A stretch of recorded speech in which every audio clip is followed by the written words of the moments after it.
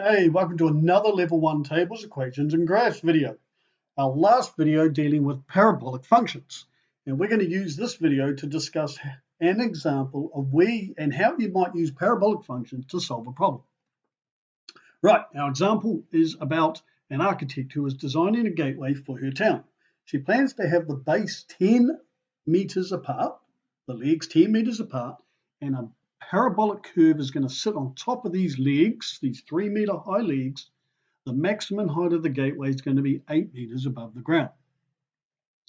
Now, as the structure is built, we're going to put a T-bar in place at a height of 6 meters just to support the gateway while it dries.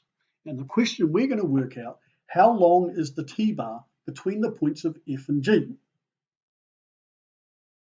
Now, let's leave the question for now and focus on the parabolic function. So here's the parabola, and we're going to work out the equation of the parabola. We're going to use the form y equal to a bracket x plus or minus b all squared plus or minus c. That's because we know where the vertex is. So we know the vertex is from the origin moved 6 squares to the right and 8 squares high. So we can put in the value of minus 6 for b, because remember in brackets we do the opposite. If we want to move the vertex to the right 6 squares, we go minus 6. And then the vertex goes up 8 squares, so we're going to go plus 8 for c. Right, so we have y equal to a bracket x minus 6 all squared plus 8. Now we're going to use one of these points, 1, 3 or 11, 3. Those are the top of the legs and part of the parabola as well. And we're going to use one of those points to find the value of a. Now it doesn't matter which point you use, I'm going to use 11, 3. So for y I'm going to put in 3, and for x I'm going to put in 11, and I'm going to go 3 is equal to a bracket 11 minus 6 all squared plus 8. So let me work out the brackets. 11 minus 6 is 5, 5 squared. 5 squared is 25, so we have 3 equal to 25 times a plus 8. Let's subtract 8 off on both sides. 3 minus 8 gives us negative 5, so negative 5 is equal to 25 times a.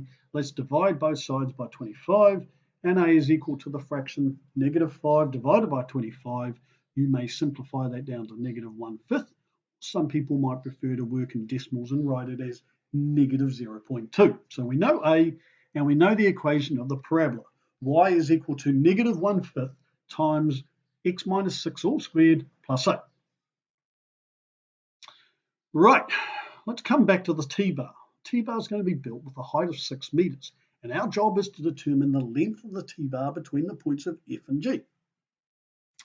So we're going to go back to the equation of the parabola that we've determined, and we are going to put y equal to 6, because we want to know what is the height of the parabola when y is equal to 6, which is going to give us 2 points, point F and point G.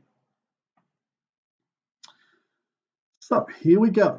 First thing we're going to do is take that plus 8 and subtract 8 on both sides. So 6 minus 8 gives us negative 2. The next thing we're going to do is see this value of a out the front of the brackets, negative 1/5. We're going to divide both sides by negative 1/5 to get rid of it.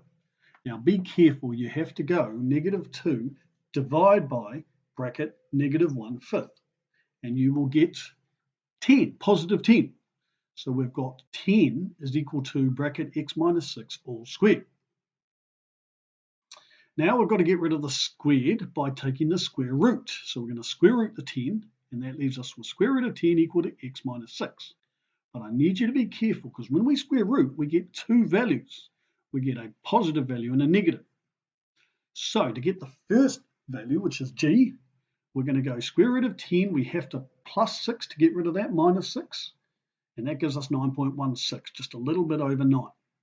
And the second x value is the negative square root of 10 plus 6, and that gives us 2.84 meters. So I've now found my two x values that represent F and G. So to work out the distance between F and G, I've just got to work out the difference between them by going 9.16 subtract 2.84, giving me a distance of 6.32 meters between F and G. Right, well, there's a good problem to look at. Thanks very much for watching the video.